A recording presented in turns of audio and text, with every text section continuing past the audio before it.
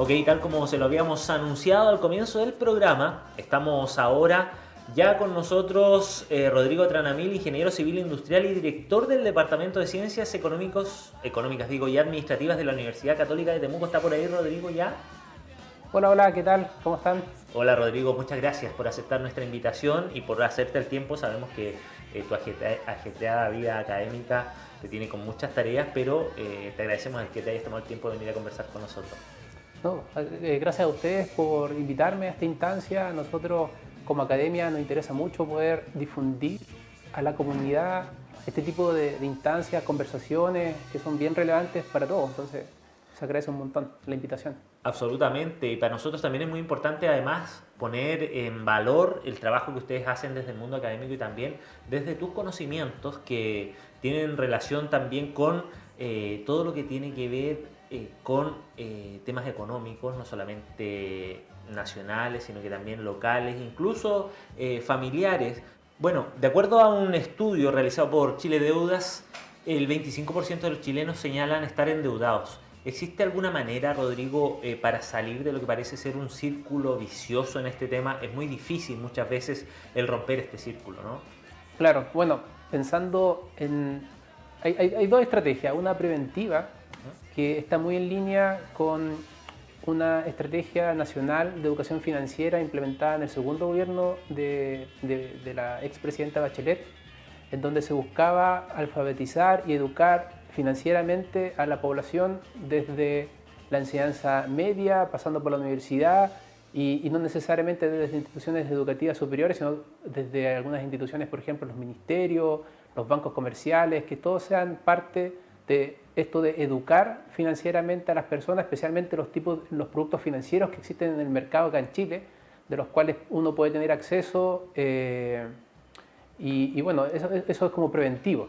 Ahora, pensando en aquellas personas que ya tienen este nivel de deuda, de sobreendeudamiento, una posible solución o sugerencia, al final son sugerencias, existe algo que es una institución pública de insolvencia y reemprendimiento, el cual asesora jurídicamente a las personas naturales, empresas, instituciones, para que puedan hacer frente a su deuda actual, pero repactando la deuda de manera que se pueda alivianar el pago y en un corto, mediano o largo plazo pueda, digamos, saldar la deuda y esto a través de distintas estrategias que esa misma institución ofrece de manera gratuita a las personas.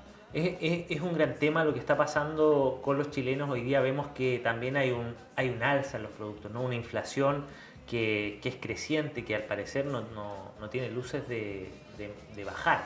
¿Cómo ves tú este perfil del chileno a qué obedece nuestro nivel de deuda? Bajos sueldos, uno puede deducir, ¿no?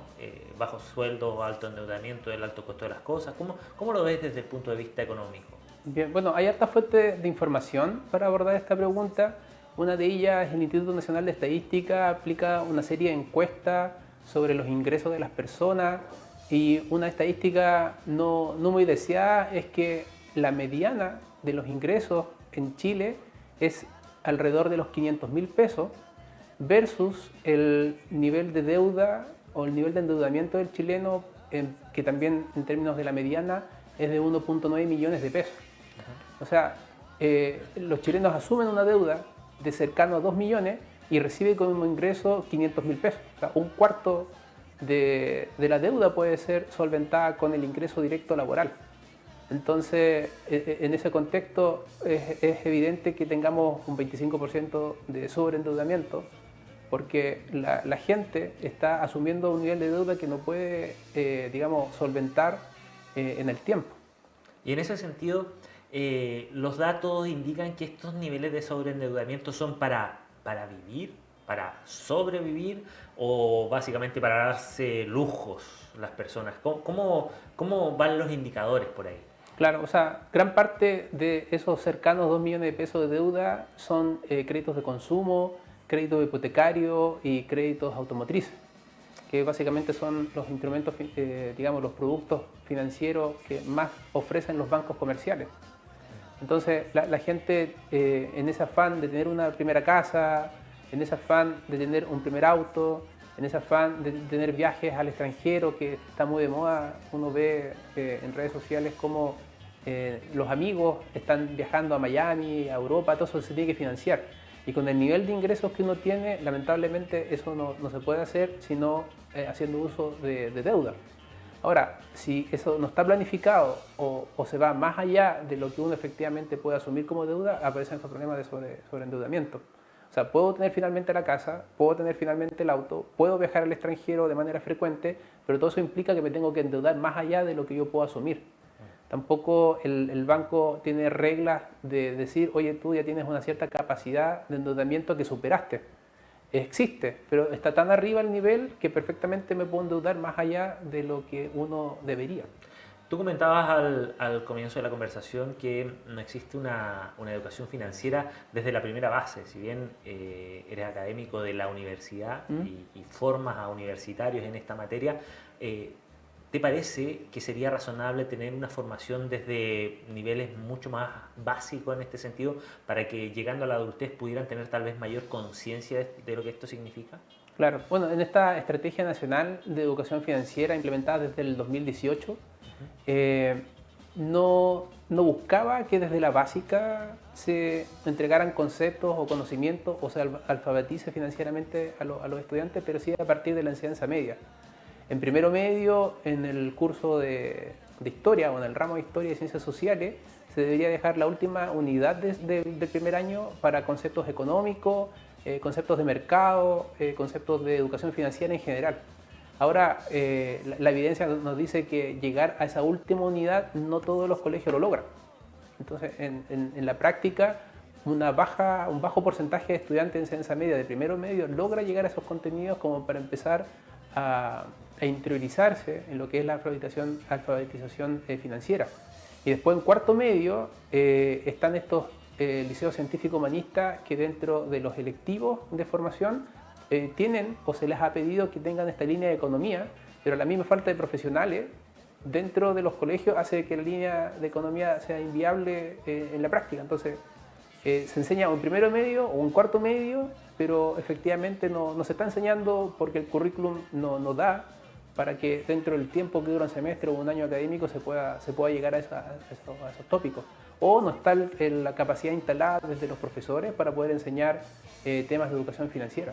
Un tema que de todas maneras es gravitante, sobre todo considerando el escenario que vivimos hoy día, no solamente a nivel nacional, entiendo, Rodrigo, sino que a nivel mundial, ¿no? Hay un proceso de inflación que está pasando en la mayoría de los países del mundo, con alzas de productos de primera necesidad, aceite, pan y productos que son esenciales.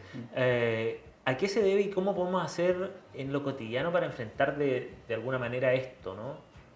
Bueno, primero entender que todavía la pandemia está golpeando a la economía mundial. Esto de la inflación es un fenómeno que se observa en Chile, en los países vecinos de Sudamérica, Latinoamérica y el resto del mundo. La pandemia básicamente afectó las cadenas de suministro de los productores, sea del bien o servicio independiente del bien o servicio que estemos hablando, todos se vieron igualmente afectados por las restricciones de movilidad, porque los proveedores ya por el tema de no tener mano de obra no podían llegar a las cadenas de suministro para poder alimentar a las cadenas productivas. Eso implicaba una contracción de la oferta aguda y por otro lado muchos de los gobiernos, no solamente en Chile, tomaron estas medidas de bonos, acceso a los fondos de previsión para poder tener un ingreso más allá del ingreso laboral que ya se había visto afectado, tener un ingreso adicional para poder sustentar el nivel de consumo que tienen las personas normalmente. Pero en ese escenario, si yo mantengo la demanda o sostengo la demanda vía consumo o gasto público y por otro lado tenemos el lado de la oferta que está contraída, o sea, hay pocos bienes que finalmente se ofertan en la economía, ante una baja de bienes, pero una demanda sostenida, los pocos bienes y servicios que se transan en la economía tiende a aumentar el precio. Eso se observó durante todo el 2021, durante todo lo que llevamos del 2022 y por eso tenemos una inflación acumulada al día de hoy un poco más del 10%, 10,5%, lo cual evidentemente afecta a la familia porque a un mismo nivel de ingreso al tener que sortear el mismo consumo más caro, solamente me queda o bajar el nivel de consumo o aumentar mi nivel de deuda. Exactamente, y eso es lo que me imagino que todas las familias quieren evitar, ¿no? El seguir aumentando el nivel de deuda, y para eso, desde una lógica económica, ¿cuáles podrían ser algunos tips o consejos prácticos justamente para aquellas personas o aquellas familias que hoy día ven enfrentado este escenario y que en realidad no tienen mayores opciones porque no tienen otras vías de ingreso y deben seguir consumiendo los productos esenciales? Al menos, ¿cómo de cierta manera poder orientarlo para disminuir esta brecha entre lo que gano y lo que gasto?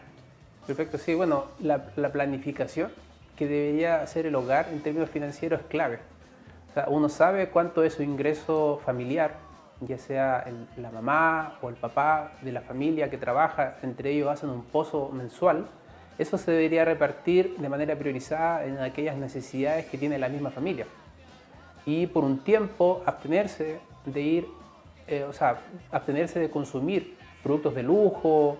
Por ejemplo, con el tema de los retiros y el bono IFE, el IFE laboral, uno empieza a ver cuáles fueron los patrones de consumo de las personas, y generalmente ese dinero se destinó no a ahorrar como uno hubiese esperado, sino que fue destinado para comprar o financiar la compra de un auto, para comprarse un celular de alta gama, para financiar viajes al extranjero. También se financiaron productos básicos de sobrevivencia, de alimentos, vestimenta, pero esto de haber gastado gran parte del ingreso en estos otros bienes de lujo, quizás no tan de lujo, pero sí que demandan harto del ingreso, quizás haber planificado en el largo plazo: hoy me quiero hacer cargo de mis necesidades básicas, y de aquí al próximo año, o cuando ya la economía vuelva a su normal funcionamiento, ocupar el ahorro que puede haber dejado y no haber absorbido tanta deuda hoy. ¿Tú crees que se va a estabilizar esta alza, esta inflación? ¿Estos procesos son cíclicos desde el punto de vista de un especialista? ¿Cómo evalúas eso? Bueno, la pandemia aún no se acaba en términos económicos, todavía no está golpeando fuerte. La inflación, el mercado espera que siga aumentando. Uno ve acciones concretas de tomar de decisiones en Chile, como el Banco Central, que ha elevado la tasa de interés para poder frenar la inflación a niveles no vistos desde hace 30 años atrás. Tenemos un gasto público que se está contrayendo para no fomentar por el lado de la demanda esta alza de precios, y también el gobierno viene implementando estrategias de cómo fomentar la inversión, porque ya la evidencia nos dice que sostener la demanda de bienes y servicios para mantener el bienestar de las personas vía consumo y vía gasto público, en el corto plazo genera inflación, como lo que estamos observando, y toda la estrategia ahora se va a disminuir esas ayudas, pero sí fomentar la inversión, el cual genera más capital, pero un capital que no va a generar presiones inflacionarias como las que se observan hoy día. Perfecto. Bueno, Rodrigo, queremos agradecerte el tiempo. Siempre es clarificador el contar con la voz experta justamente para ayudarnos a entender un poco más el panorama, no solamente mundial, sino que también nacional y regional, porque las familias hoy día están viviendo justamente estas carencias y esta necesidad de pronto de orientación, y este llamado también a que ordenadamente todo puede mejorar de todas maneras. Perfecto, no, gracias a ustedes por la invitación. Como les dije al inicio, siempre un gusto participar de estas instancias de vinculación y que podamos exponer a la comunidad en general, tanto de la universidad como fuera de la universidad, estos tipos de conceptos, y a nivel de conversación, no tan teórico en una clase, no tan técnico, en un lenguaje tan elevado que pocos entienden, sino algo más aterrizado como un conversatorio que tuvimos ahora. Nosotros estamos felices siempre de participar. Muy agradecido, Rodrigo, por transmitirnos también tus conocimientos, y siempre las puertas abiertas para seguir conversando cualquier tema que ustedes quieran proponernos también. Ahí teníamos a Rodrigo Tranamil, ingeniero civil industrial, máster y doctorado en economía. Se ha desempeñado como economista en el Banco Central de Chile y actualmente académico y director del Departamento de Ciencias Económicas y Administrativas de la Universidad Católica de Temuco. Muchas gracias, Rodrigo. Gracias a ustedes.